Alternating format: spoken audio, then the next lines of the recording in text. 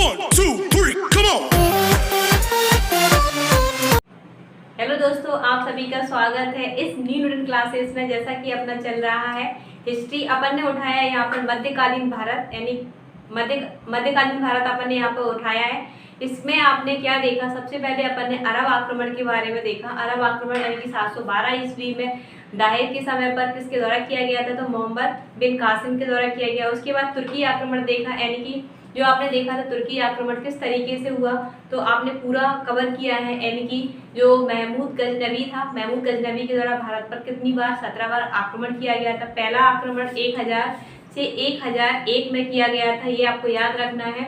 उस टाइम पर कौन राजा था और किस टाइम पर किया गया था ये, और इसका सबसे मुख्य आपको याद रखना है 1025 वाला सोमनाथ मंदिर, जिसमें भीमसेन प्रथम यहाँ पर राजा थे। भीमसेन प्रथम के द्वारा इसका मुकाबला किया गया था, लेकिन कुछ लोगों के द्वारा धोखाधड़ी की और उसमें क्या हुआ, सोमनाथ मंदिर को लूटने में वो सफल होता है और कई अधिक मात्रा में धन लूटकर जब वो वापस जा रहा होता है, गजनी वापस लौट रहा होता है, तब उसे क्या होता है, रास्ते में यानी कि खोंकरों बोले या जाटों बोले तो जाटों का सामना करना पड़ता है। तो इसके बाद उसका अंतिम आक्रमण आपको याद रखना है 1025 में। 1025 के बाद 1027 में जो उसने जाटों के खिलाफ अंतिम आक्रमण किया था, ये आपको याद रखना है। और 1030 में क्या होता है, महमूद गजनवी की मृत्यु हो जाती है। उसके बाद गौर साम्राज्य, उसके बाद गजनी साम्राज्य क्या होता है, छोटे छोटे पार्टों में टूट जाता है और कोई शक्तिशाली शासक वहाँ पर नहीं रहता है।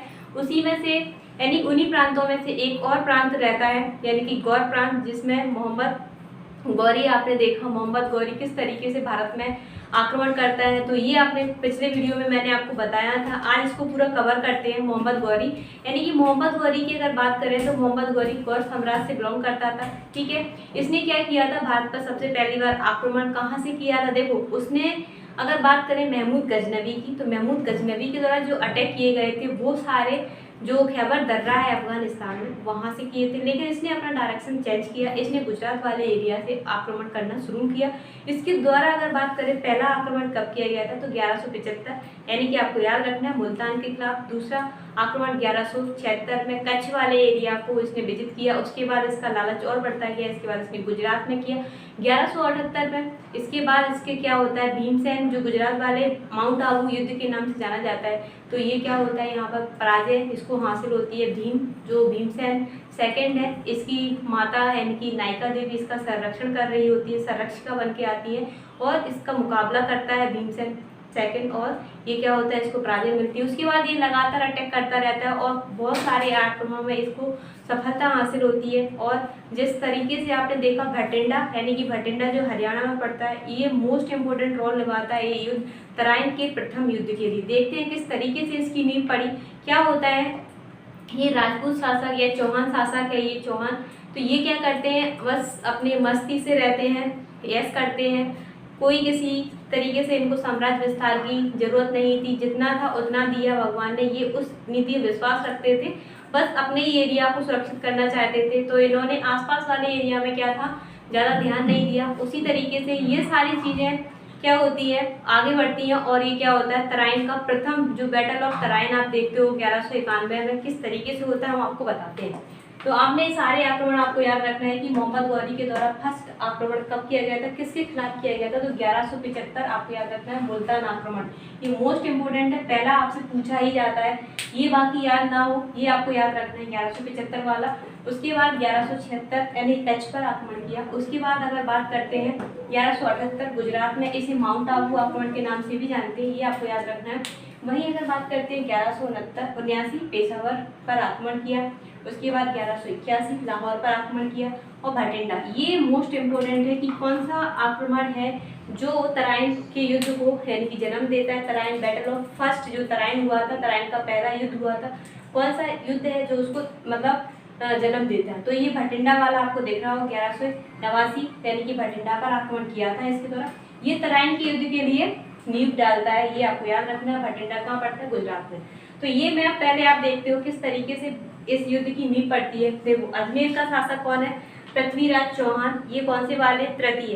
पृथ्वीराज चौहान तृतीय के नाम से ही याद रखना है, क्योंकि पेपर जब देते हैं और क्वेश्चन जब आते हैं तो वो कंफ्यूज कर देते हैं, इसीलिए आपको तृतीय, पृथ्वीराज चौहान तृतीय के नाम से इसको याद रखना है। ये क्या है, पृथ्वीराज चौहान जो तृतीय है ये स्वयंवर करना चाहते हैं किसके साथ, कन्नौज की। कन्नौज में कौन है, कन्नौज के शासक हैं जयचंद। कन्नौज का पड़ता है यूपी में वर्तमान में। तो जयचंद की पुत्री थी संयुक्ता। इनसे कौन शादी करना चाहते हैं, पृथ्वीराज चौहान तृतीय। ठीक है, ये यूं कह सकते हैं कि जयचंद इससे क्या हो जाते हैं, रुष्ट हो जाते हैं पृथ्वीराज चौहान तृतीय से, और ये इसका साथ मतलब इस तरीके से अभी तो कोई प्रॉब्लम नहीं आएगी। अभी जब द्वितीय युद्ध होगा उसमें ये इसकी नींव पड़ती है। इसने हरियाणा वाले बठिंडा को जीत लिया है, और यहाँ पर मोहम्मद गौरी, यहाँ गुजरात में तो इसको हार होती है, लेकिन ये क्या होता है, गुजरात में हार होने के बाद ये हरियाणा बठिंडा वाले क्षेत्र पर ये क्या कर लेता है, विजय हासिल कर लेता है। उस तरीके से देखते हैं, ये एक माउंट आबू की रानी इच्छवी से कौन प्यार करते हैं, भीमसेन सेकंड प्यार करते हैं। तो ये इनको पाना चाहते हैं, ये आपस में ही एक दूसरे को मतलब उसमें प्यार में चक्कर में पड़े हुए हैं, लेकिन आसपास क्या हो रहा है इससे इनको कोई मतलब नहीं था उस टाइम। तो ये इसका फायदा कौन उठाता है, मोहम्मद गौरी। किस तरीके से देखते हैं, 1191 में तराइन का प्रथम युद्ध। ठीक है, तराइन का प्रथम युद्ध आपको याद रखना है, पृथ्वीराज चौहान तृतीय और मोहम्मद गौरी के बीच में होता है। इसमें क्या होता है,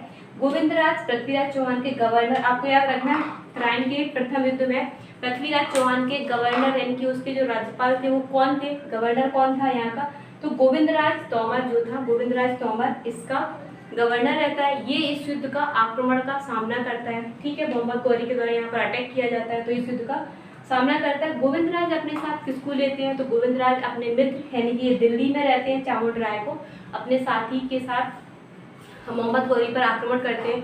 तो मोहम्मद गौरी क्या करता है, इस पर जब अटैक करता है तो गोविंदराज तोमर जो है इसके 2 दांत टूट जाते हैं। तो इसको बहुत गुस्सा आता है, ये अपना भाला निकालता है और ये मोहम्मद गौरी पर क्या करता है, अटैक करता है। और इससे क्या होता है, मोहम्मद गौरी घायल हो जाता है और मोहम्मद गौरी क्या होता है, युद्ध का सामना नहीं करता है, अपनी सेना के साथ वापस अपने गौर साम्राज्य वापस लौट जाता है। इसमें क्या होता है, अब ये वापस तो लौट गया, ठीक है, लेकिन आपको याद रखना है किसके बीच में हुआ था, तो पृथ्वीराज चौहान तृतीय और मोहम्मद गौरी। यहाँ पर इसका आपको गवर्नर याद रखना है पृथ्वीराज चौहान तृतीय का, गोविंदराज तोमर। इसके क्या होते हैं, जब ये अटैक करता है तो इसके 2 दांत टूट जाते हैं। दांत टूट जाने पर क्या होता है, इसको बहुत गुस्सा आता है, ये अपना भाला निकालता है गोविंदराज तोमर और गौरी पर आक्रमण करता है। गौरी घायल हो जाता है और वापस अपनी गौर सम्राट सेना को वापस लौट जाता है। अब क्या होता है, 1191 के बाद 1192 में आपको पता है तराइन का द्वितीय युद्ध। ठीक है, तराइन का द्वितीय युद्ध किस तरीके से नींव पड़ती है, यहाँ पर मोहम्मद गौरी क्या होता है, वापस लौट गया। पृथ्वीराज चौहान संतुष्ट हो गए कि अब कोई नहीं आने वाला बाहरी आक्रमण करने के लिए, ये बस अपने उसी रासलीला या उस तरीके से कह सकते हैं अपनी मस्ती में मस्त रहते हैं। ये इनसे शादी करना चाहते हैं, ठीक है, किससे, जयचंद की पुत्री संयुक्ता के साथ। ये गुजरात के शासक भीमसेन द्वितीय है, ये माउंट आबू की रानी इच्छवी से शादी करना चाहते हैं। आपस में एक दूसरे से ये आपस में अपने में मस्त है। ठीक है, इसके बाद क्या होती है, 1192 में इसकी फिर से वापसी होती है, तराइन का द्वितीय युद्ध।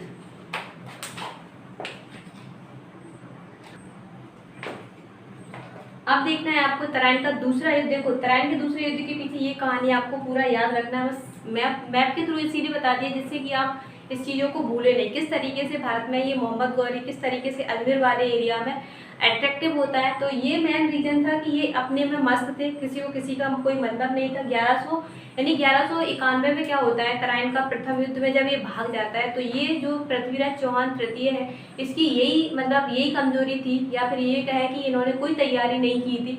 ये फिर से आता है मोहम्मद गौरी, लेकिन रात में ही जैसे आगमन इसका पता चलता है गुप्तचरों से, तो ये ये गुप्तचरों से ये कहता है कि हम पृथ्वीराज चौहान तृतीय के साथ क्या संधि करना चाहते हैं। तो पृथ्वीराज चौहान की जो सेना थे या सेनापति थे, गोविंदराज जैसे गवर्नर थे, इनने ये बताया कि ये तो हमसे पहले ही हार गया है और हार कर भाग भी गया है मैदान छोड़कर, तो इन्होंने किसी भी प्रकार की कोई तैयारी नहीं की। जब मोहम्मद गौरी ने संधि का अलायंस करने की घोषणा की, हम इसे अलायंस करना चाहते हैं, लेकिन इन्होंने इसके मन में जो था वो नहीं जानने की कोशिश की। तो ये क्या होता है, रात भर ये जश्न करते हैं बेफिक्र होकर।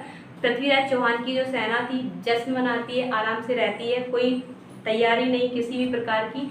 और बिल्कुल सुबह होते ही ये क्या करता है, मोहम्मद गौरी 1192 में अटैक कर देता है, किस पर, पृथ्वीराज चौहान तृतीय के ऊपर।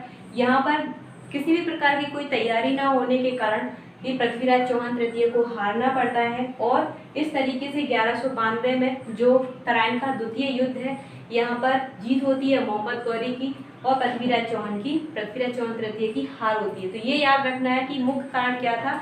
इसने भेजा कि हम संधि करना चाहते हैं मोहम्मद गौरी ने, किससे, पृथ्वीराज चौहान तृतीय से, लेकिन इसके मन में कुछ और ही था। ये अपनी उसी बदला लेना चाह रहा था, बदले की भावना से आया था और वास्तव में ये क्या, इसकी सेना पूरी तरह से तैयार थी, पूरी तरह से युद्ध अभ्यास करके आई थी। तो ये क्या होता है, यहाँ पर सफल हो जाता। तो ये आपको याद रखना है। मेन कमजोरी क्या थी, कमजोरी ये थी कि ये जो कन्नौज के राजा जयचंद थे, जयचंद ने भी पृथ्वीराज चौहान का सहयोग नहीं दिया। यहाँ पर गुजरात के सैनिक मतलब गुजरात के राजा भीमसेन सेकंड थे, ये माउंट आबू की रानी इच्छवी से शादी करना चाहते थे। तो यूँ कहें कि इनका किसी भी प्रकार से इन्हें कोई सहयोग प्राप्त नहीं हुआ था और इनकी सेना ने किसी प्रकार की कोई तैयारी नहीं की थी। इस कारण से पृथ्वीराज चौहान को क्या हुआ, यहाँ पर हार का सामना करना पड़ता है। उसके बाद जिस जयचंद ने मोहम्मद गौरी का साथ दिया था तो इसने भी कन्नौज पर, यानी कि चंदावर का युद्ध या कन्नौज के युद्ध के नाम से जानते हैं 1194 में, तो यहाँ पर भी जयचंद और मोहम्मद गौरी के बीच में होता है। तो यहाँ पर क्या होता है, मोहम्मद गौरी जीत जाता है, जयचंद की हार हो जाती है।